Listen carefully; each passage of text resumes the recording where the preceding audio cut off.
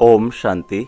आज की मुरली है 25 जनवरी 2025 की सभी मुख्य पॉइंट के साथ। देखेंगे आज की मुरली की हेडिंग। बाबा ने कहा, मीठे बच्चे चुस्त स्टूडेंट बन अच्छे मार्क्स से पास होने का पुरुषार्थ करो। सुस्त स्टूडेंट नहीं बनना। सुस्त वह जिन्हें सारा दिन मित्र संबंधी याद आते हैं। आज की मुरली से प्रश्न है। बाबा ने कहा, संगम युग पर सबसे तकदीरवान किसको कहेंगे? उत्तर है, जिन्होंने अपना तन मन धन सब सफल किया है व कर रहे हैं, वो है तकदीरवान। कोई कोई तो बहुत मनहूस होते हैं, फिर समझा जाता है तकदीर में नहीं है। समझते नहीं कि विनाश सामने खड़ा है। कुछ तो कर लें। तकदीरवान बच्चे समझते हैं बाप अभी सम्मुख आया है, हम अपना सब कुछ सफल कर लें। हिम्मत रख, अनेकों का भाग्य बनाने के निमित्त बन जाएं। आज की मुरली से गीत बजा है, तकदीर जगाकर आई हूँ। आज की मुरली से पहला मुख्य पॉइंट है, ध्यान से सुनेंगे। बाबा ने कहा, इस पाठशाला का टीचर शिव बाबा है, श्री कृष्ण नहीं। शिव बाबा ही दैवी धर्म की स्थापना करते हैं। तुम बच्चे कहते हो हम आए हैं तकदीर बनाने। आत्मा जानती है हम परम पिता परमात्मा से अब तकदीर बनाने आए हैं। यह है प्रिंस प्रिंसेस बनने की तकदीर। राजयोग है ना। शिव बाबा द्वारा पहले पहले स्वर्ग के 2 पत्ते राधे कृष्ण निकलते हैं। यह जो चित्र बनाया है यह ठीक है, समझाने के लिए अच्छा है। गीता के ज्ञान से ही तकदीर बनती है। तकदीर जगी थी सो फिर फूट गई। बहुत जन्मों के अंत में तुम एकदम तमो प्रधान बैगर बन गए हो। अब फिर प्रिंस बनना है। पहले तो जरूर राधे कृष्ण ही बनेंगे, फिर उन्हों की भी राजधानी चलती है। सिर्फ एक तो नहीं होगा ना। स्वयंवर बाद राधे कृष्ण सो फिर लक्ष्मी नारायण बनते हैं। मुरली से दूसरा मुख्य पॉइंट है। बाबा ने कहा, संगम पर ही स्थापना हुई होगी, इसलिए संगम युग को पुरुषोत्तम युग कहा जाता है।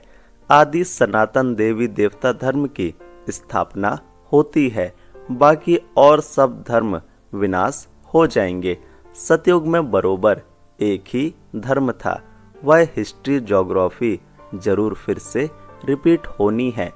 फिर से स्वर्ग की स्थापना होगी, जिसमें लक्ष्मी नारायण का राज्य था, परिस्थान था। अभी तो कब्रिस्तान है। सब काम चिता पर बैठ भस्म हो जाएंगे। सतयुग में तुम महल आदि बनाएंगे। ऐसे नहीं कि नीचे से कोई सोने की द्वारिका व लंका निकल आएगी। द्वारिका हो सकती है, लंका तो नहीं होगी। गोल्डन एज कहा जाता है राम राज्य को। सच्चा सोना जो था वो सब लुट गया। तुम समझाते हो भारत कितना धनवान था, अभी तो कंगाल है। मुरली से तीसरा मुख्य पॉइंट है, इसको देखेंगे। बाबा ने कहा, अभी स्वर्ग की स्थापना हो रही है, हम स्वर्गवासी बनते हैं। यह याद रहे तो सदा हर्षित मुख रहेंगे। तुम बच्चों को बहुत खुशी रहनी चाहिए।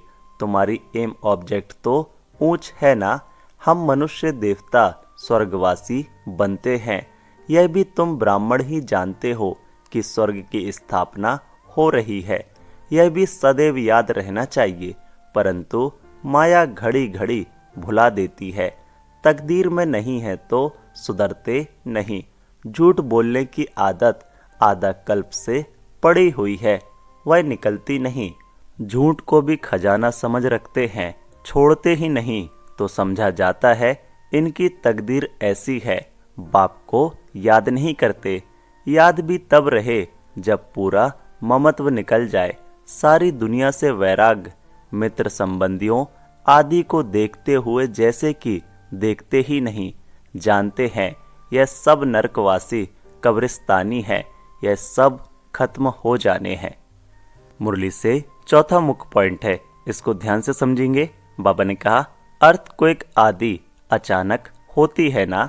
हिंदुस्तान पाकिस्तान के पार्टीशन में कितने मरे होंगे, तुम बच्चों को शुरू से लेकर अंत तक सब मालूम पड़ा है। बाकी जो रहा हुआ होगा वह भी मालूम पड़ता जाएगा। सिर्फ एक सोमनाथ का मंदिर सोने का नहीं होगा, और भी बहुतों के महल, मंदिर आदि होंगे सोने के। फिर क्या होता है, कहाँ गुम हो जाता है?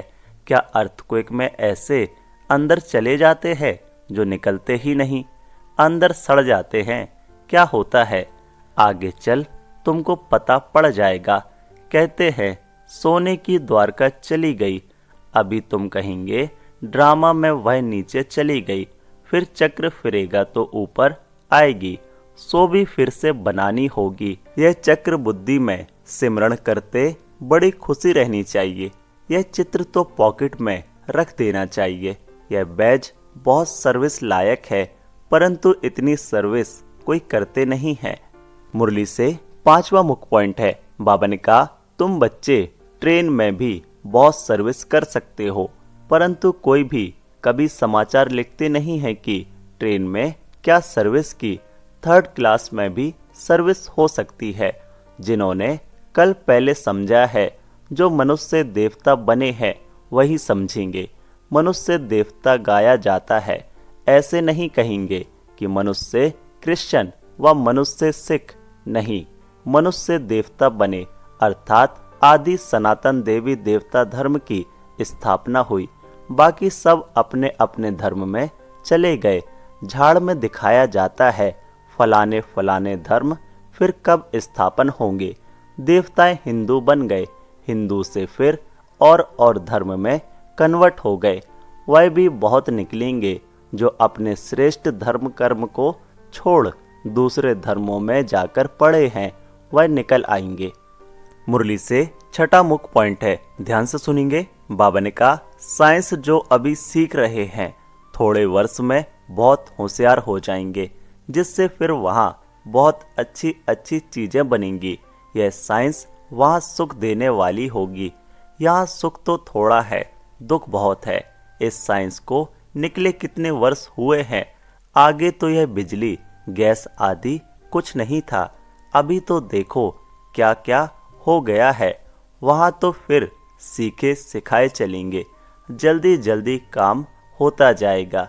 यहाँ भी देखो मकान कैसे बनते हैं, सब कुछ रेडी रहता है, कितनी मंजिल बनाते हैं। वहाँ ऐसे नहीं होगा, वहाँ तो सबको अपनी अपनी खेती होती है, टैक्स आदि कुछ नहीं पड़ेगा। वहाँ तो अथाह धन होता है, जमीन भी ढेर होती है, नदियाँ तो सब होंगी, बाकी नाले नहीं होंगे जो बाद में खोदे जाते हैं। बच्चों को अंदर में कितनी खुशी रहनी चाहिए, हमको डबल इंजन मिली हुई है। मुरली से 7वां मुख्य पॉइंट है, बाबा ने कहा थोड़े आगे चलकर देखेंगे, बहुत हंगामे होंगे। अभी भी डर रहे हैं, कहाँ लड़कर बॉम्ब्स न चला दें। चिंगारी तो बहुत लगती रहती है, घड़ी घड़ी आपस में लड़ते रहते हैं। बच्चे जानते हैं पुरानी दुनिया खत्म होनी ही है, फिर हम अपने घर चले जाएंगे। अभी 84 का चक्र पूरा हुआ है, सब इकट्ठे चले जाएंगे। तुम्हारे में भी थोड़े हैं जिनको घड़ी घड़ी याद रहती है। ड्रामा अनुसार चुस्त और सुस्त दोनों ही प्रकार के स्टूडेंट हैं। चुस्त स्टूडेंट्स अच्छी मार्क्स से पास हो जाते हैं, सुस्त जो होगा उनका तो सारा दिन लड़ना झगड़ना ही होता रहता है, बाप को याद नहीं करते। सारा दिन मित्र संबंधी ही बहुत याद आते रहते हैं। यहाँ तो सब कुछ भूल जाना होता है। हम आत्मा है, यह शरीर रूपी दुम लटका हुआ है। हम कर्मातीत अवस्था को पा लेंगे, फिर यह दुम छूट जाएगी। मुरली से 8वां मुख्य पॉइंट है, बाबा ने कहा महेंद्र भोपाल ने कितनी हिम्मत दिखाई है, अकेला कितनी मेहनत से प्रदर्शनी आदि करते हैं। मेहनत का फल भी तो मिलेगा ना। एक ने कितनी कमाल की है, कितनों का कल्याण किया है। मित्र संबंधियों आदि की मदद से ही कितना काम किया है, कमाल है। मित्र संबंधियों को समझाते हैं, यह पैसे आदि सब इस कार में लगाओ, रखकर क्या करेंगे। सेंटर भी खोला है, हिम्मत से कितनों का भाग्य बनाया है। ऐसे 5-7 निकले तो कितनी सर्विस हो जाए। कोई कोई तो बहुत मनहूस होते हैं, फिर समझा जाता है तकदीर में नहीं है। समझते नहीं, विनाश सामने खड़ा है, कुछ तो कर लें। अभी मनुष्य जो दान करेंगे ईश्वर अर्थ, कुछ भी मिलेगा नहीं। ईश्वर तो अभी आया है स्वर्ग की राजाई देने। दान पुण्य करने वालों को कुछ भी मिलेगा नहीं। संगम पर जिन्होंने अपना तन मन धन सब सफल किया है, वह कर रहे हैं, वह है तकदीरवान। परंतु तकदीर में नहीं है तो समझते ही नहीं। धारणा के लिए मुख्य सार है, पहला, कर्मातीत अवस्था को प्राप्त करने के लिए इस शरीर रूपी दुम को भूल जाना है। एक बाप के सिवाय कोई मित्र संबंधी आदि याद न आए, यह मेहनत करना है। दूसरा, श्रीमत पर खुदाई खिदमतदार बनना है।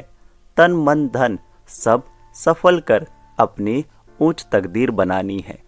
मुरली से प्यारा वरदान है। बाबा ने कहा, कर्म भोग रूपी पर स्थिति की आकर्षण को भी समाप्त करने वाले संपूर्ण नष्टो मोहा भव। डिटेल है, अभी तक प्रकृति द्वारा बनी हुई परिस्थितियां अवस्था को अपनी तरफ कुछ ना कुछ आकर्षित करती है। सबसे ज्यादा अपनी देह के हिसाब किताब रहे हुए कर्म भोग के रूप में आने वाली परिस्थिति अपने तरफ आकर्षित करती है। जब यह भी आकर्षण समाप्त हो जाए तब कहेंगे संपूर्ण नष्टो मोहा। कोई भी देह की व देह के दुनिया की परिस्थिति स्थिति को हिला नहीं सके। यही संपूर्ण स्टेज है। जब ऐसे स्टेज तक पहुंच जाएंगे तब सेकंड में अपने मास्टर सर्वशक्तिवान स्वरूप में सहज स्थित हो सकेंगे। स्लोगन है, बाबा ने कहा, पवित्रता का व्रत सबसे श्रेष्ठ सत्यनारायण का व्रत है। इसमें ही अति इंद्रिय सुख समाया हुआ है। बाबा ने आज मनसा सेवा द्वारा साकाश देने की सेवा के लिए कहा। बाबा ने कहा, मनसा सेवा बेहद की सेवा है। जितना आप मनसा से वाणी से स्वयं सैंपल बनेंगे तो सैंपल को देख करके स्वतः ही आकर्षित होंगे। कोई भी स्थूल कार्य करते हुए मनसा द्वारा वाइब्रेशन फैलाने की सेवा करो। जैसे कोई बिजनेसमैन है तो स्वयं में भी अपना बिजनेस देखता है, ऐसे आपका काम है विश्व कल्याण करना।